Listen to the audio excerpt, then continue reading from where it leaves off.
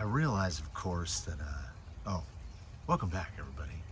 I realize, of course, that what I've done is, I've made a choice that may prove to be divisive, as, you know, certain rigs have a personality and develop, I think, at least I think, a following, at least in some small part, based on that, even albeit manufactured personality. So I bought a body and I tried it around. I cut it out and I tested it on some different rigs until I found the one that I felt like it sat the best on. A buddy of mine just states outright that he doesn't like it. But I don't know, there's something about it that I really do like. Frequent viewers will recognize who is under that new shell, of course. And as there was an entire video titled this, that Lil Yella is no longer an ecto, I guess it's absolutely official now. But you see, I can do that there with minimal to no rubbing, which was something not possible with the stock ecto shell. So we arrive here where Lil Yella has now been Gozer-ified, and I thought this would be a reasonable opportunity to turn this into kind of a little capsule review of the JConcepts Gozer, which, I mean, certainly the look of it is subjective. I mean, some people are going to like it and some people are not going to like it. I think it does sort of straddle a line between aesthetic and functionality, which is kind of what led me towards it.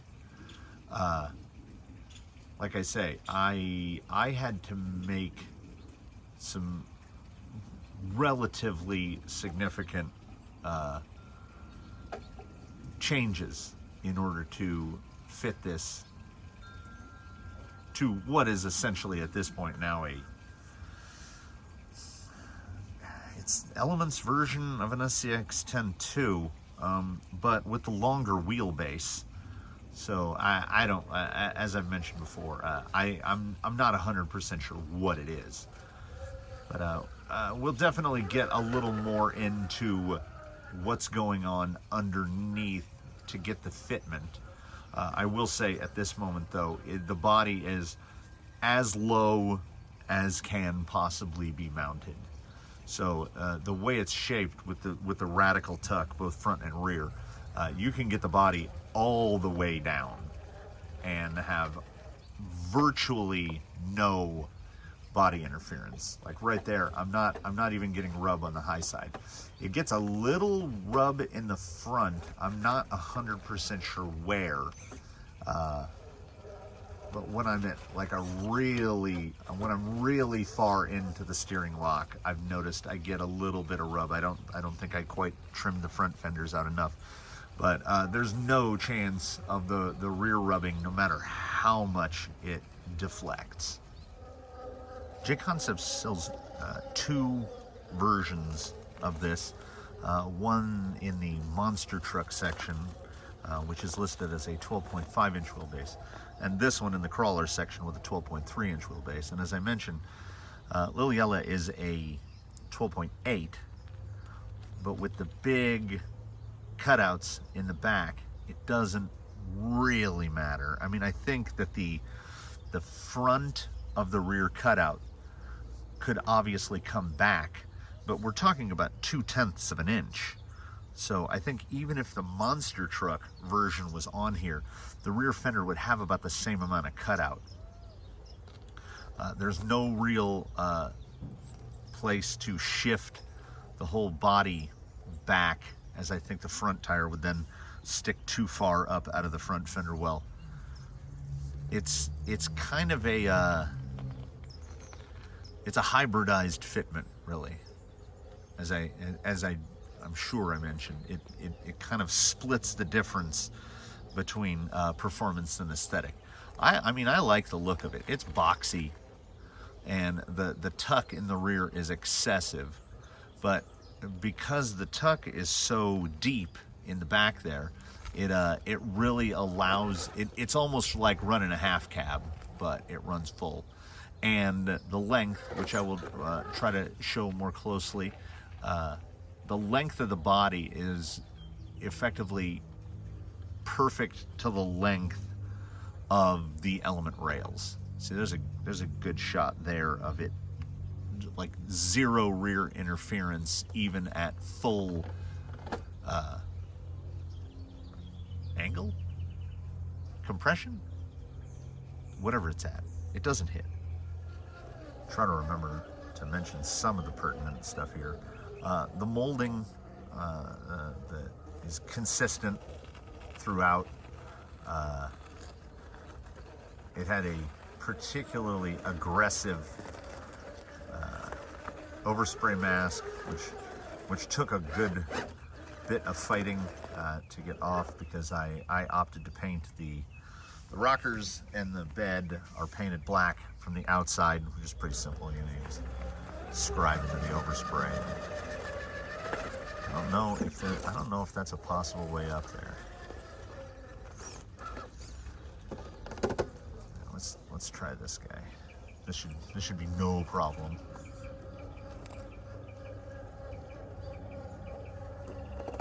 Well, yellow really is the low-speed king of my rigs.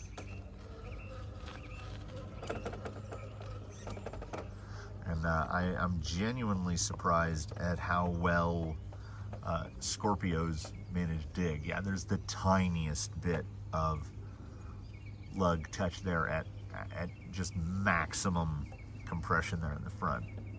The tiniest little bit. I really wanted to try this setup with rockers and with sliders. So I had to think of something, as the ecto body is so narrow. And even with that little oddity in the spur, he's still so quiet at very low speed.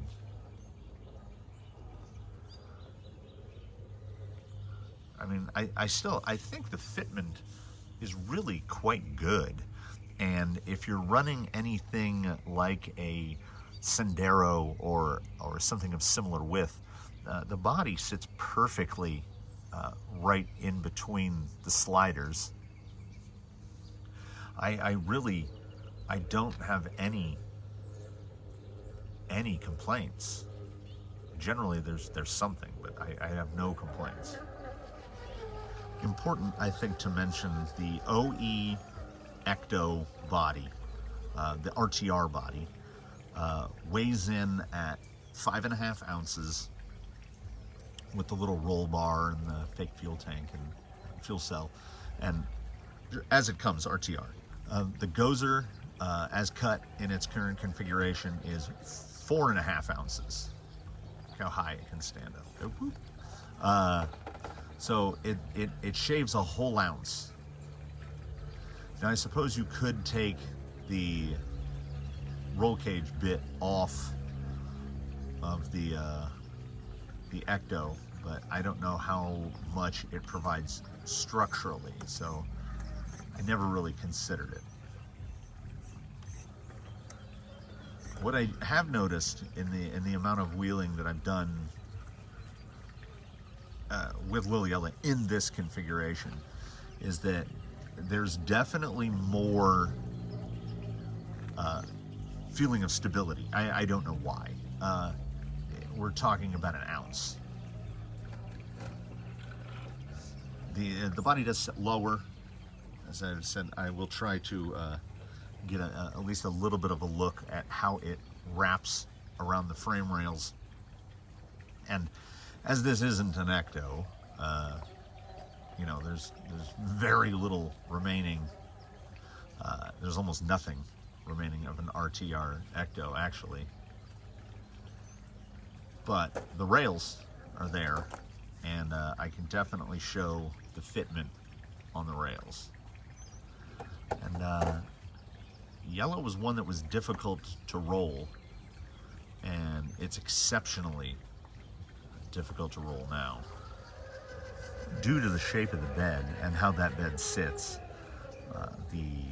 The stock mounts, on an Ecto will really only fit an Ecto body. The bed has to be essentially completely flat along the back, and this one is up a fair bit higher because it doesn't have a properly dropped bed. I could run a normal set of shock towers now,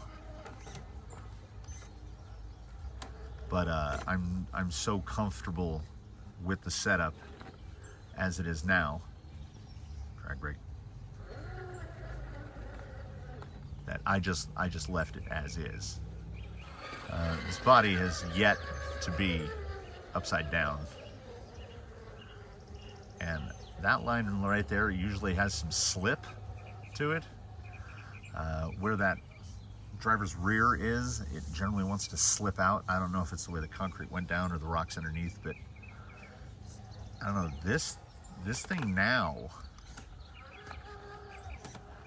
really just claws up anything.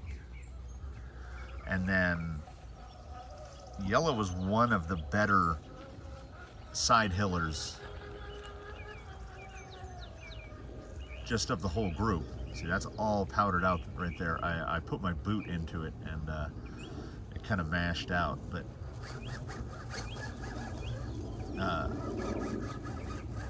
like generally looping that back is not as easy as yellow would have you believe based on that performance, because it's very, like, you can see how loose that is. Tie it back the other way, but of course, yeah, some rigs, it's very specific, so sometimes body choice is reliant on, does that rig need sliders or not? Daphne has never needed them. Blue Sky High, as it turns out, who had sliders up until maybe a week ago, Blue Sky High is genuinely better without the sliders on. They don't really appear to make a difference. But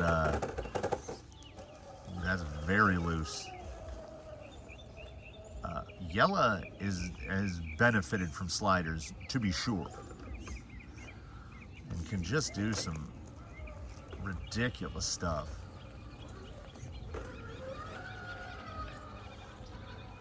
Once again, I have approached one of the vehicles that was I would consider most capable.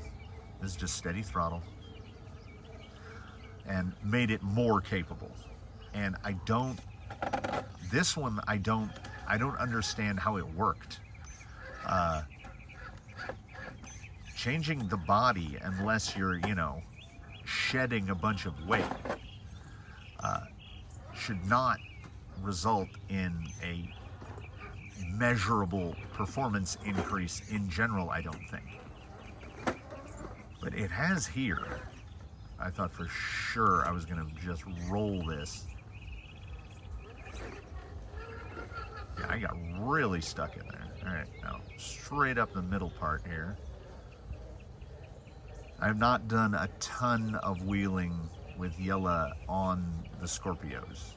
There was the tire switcheroo number infinity, and when the hunks went to Jolly Green, and these just worked better here, but I really hadn't painted a mental picture of how much better. It's so difficult to, that wheel is so high, it's so difficult to get this thing out of sorts. And I love silence, so the combination of all the parts that are in play here, Fusion, very quiet. This drivetrain, very quiet. Had to get, you got to get the first roll out of the way. Oh, that will be one that I'm hoping not to get to the bottom of today. Is what's its attitude towards rolling? That's an important part of a shell. Like for instance, the creep is not a great roller. Like the body doesn't flare out wide enough. It's very squared off. So if you start to roll, you're almost certainly going to end up on your side. It's not going to turtle. It's just going to end up on its side. So if I get a little too hectic out here, maybe we will end up finding out how well this body rolls out. I don't notice the negative of yellow being geared. I think it's 1290. It might be 1287 now.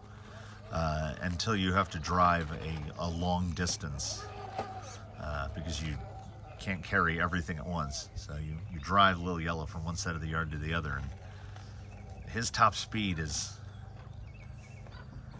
I don't know if top speed is an accurate word. I mean, there's a speed at which he maxes out, but yeah, those Scorpios, they're perfectly matched to this setup. Sliders and wheelbase there, just having no problem at all. That's a dead drop on the other side, so I gotta straighten this out a little. Yeah, this is the kind of the one rig where I'm comfortable with dig. The placement of the button on the vintage Airtronics is perfect.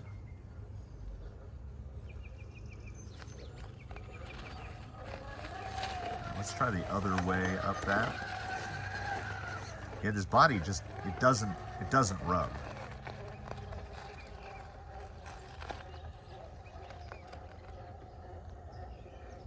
And the overhangs are near non-existent. Boy, if I can get up that's a testament to everything. Try to get that passenger side up. Oh, come on, back the other way, cut back. Definitely on the sliders right now. Trying to get that rear end.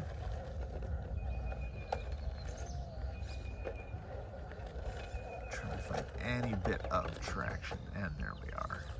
I mean, I don't know how much of that is body, because that's a line that I perhaps wouldn't have tried previously, but it had no issue with it at all, and the bottom section of that is just vertical. So now, after the most wheeling I've done on the Scorpios, and the only wheeling I've done with the Gozer fitted, I think the yellow might be done. I don't see any weaknesses to this setup, really. I mean, I'm sure I'll figure something out. That's like, it doesn't look like it, but it's near full compression on what would be the passenger side. And this dirt is hard packed and very dry and chock full of rocks. But he can go, that 12 tooth, he can go so slow. And unique amongst vehicles here. Well, not completely unique, but it kind of stands out that there's no added weight on this at all.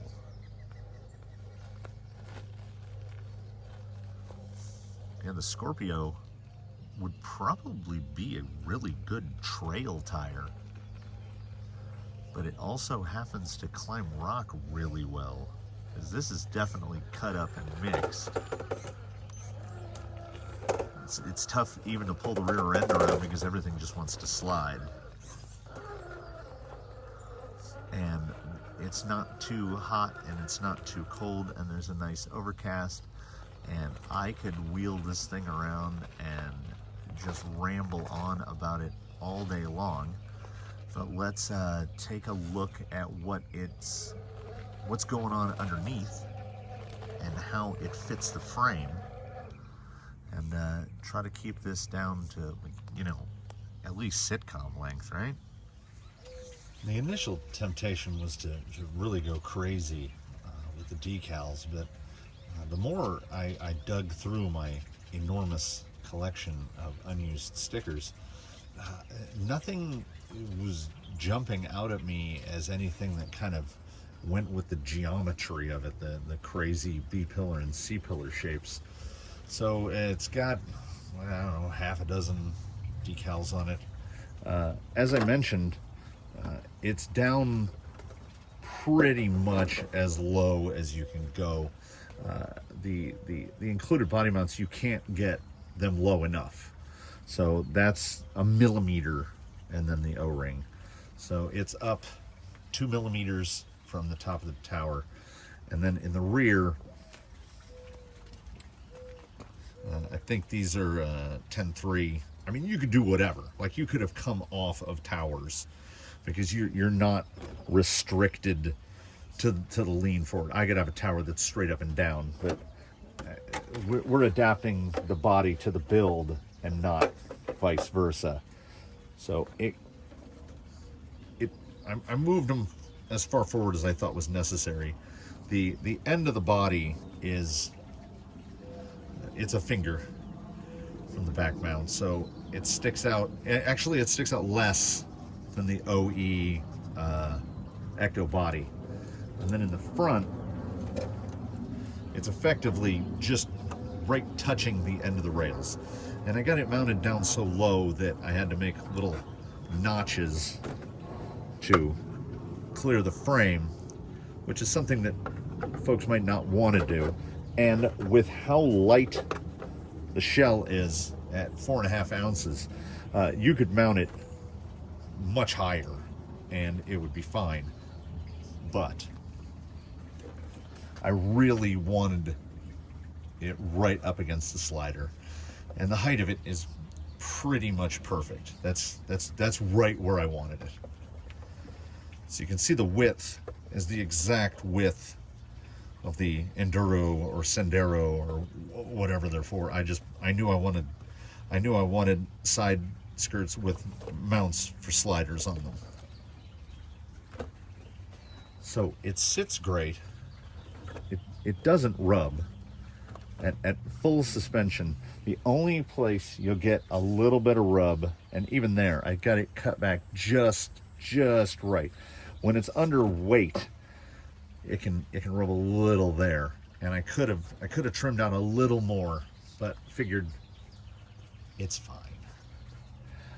As I'm sure I've mentioned in other videos, I'm a big fan of JConcepts shells because they're well made. They're consistently molded. It's a good thickness all the way around. There's no thin spots. It's every bit as thick here as it is here as it is here. So it's got a nice rigidity to it. They use the nice Oracal for window masks, so they go on well, and even when I'm too lazy to make sure that I've burnished the edge down, so I have that little bit right there, I got a pretty good line all the way around. This one is perfect, so you can tell it's not the mask, it's the guy putting the mask on. I have some JConcepts shells that I've been using for 10 plus years, and they're still good. And I think the lines on this one are such that the only spot I could see potential issue is right here, because it does kind of hang out. And I think the printed cut line, which you can see, is straight across right there, which would just leave this nose hanging out. So I just put my own arc in there. But I'm 99.5% pleased with it. I think if this came back a little farther And the way it's molded, there wasn't really any room to leave a lot of material right there. But it says right on the package 12.3 inch wheelbase, and I put it on a 12.8.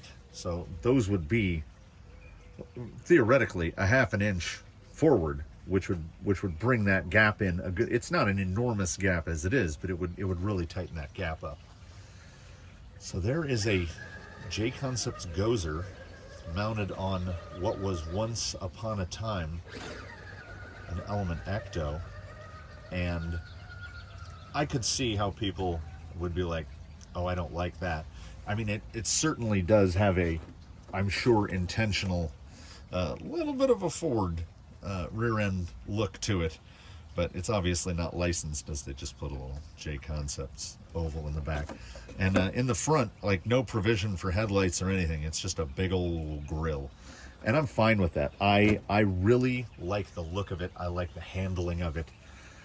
I'm not going to throw out a letter grade or anything, because it's a well-made shell and it fits well. I did try, like I say, I passed it around trying to see what it would look the best on.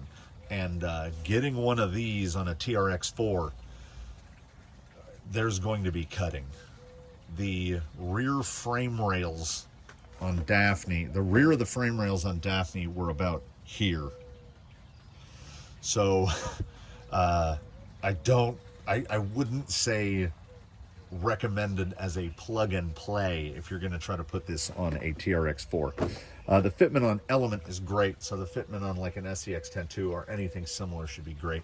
If you're on a 12.3 inch wheelbase, it's going to be even better, and you probably won't have to go through any sort of custom goofing around to build a rear body mount. It could just come straight off the mounts on the rear shock towers. So that is pretty much all I've got to say about that. I think it handles fantastically.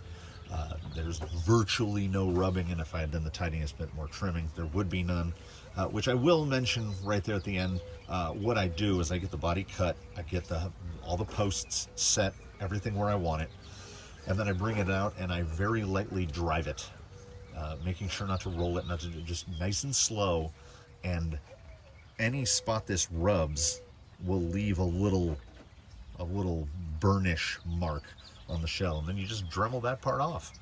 And that's how I do it, to get it to make sure nothing rubs, because at full compression it's still no touch, and the same with the front.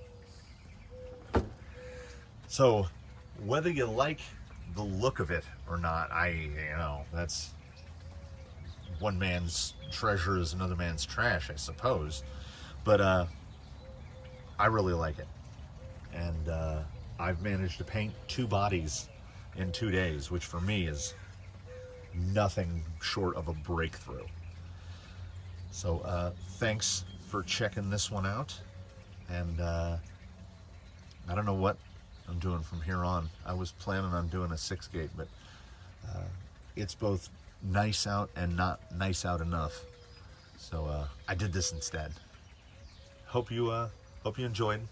We've got hey Jage. So thanks for watching, everybody. Hope to see you in the next one.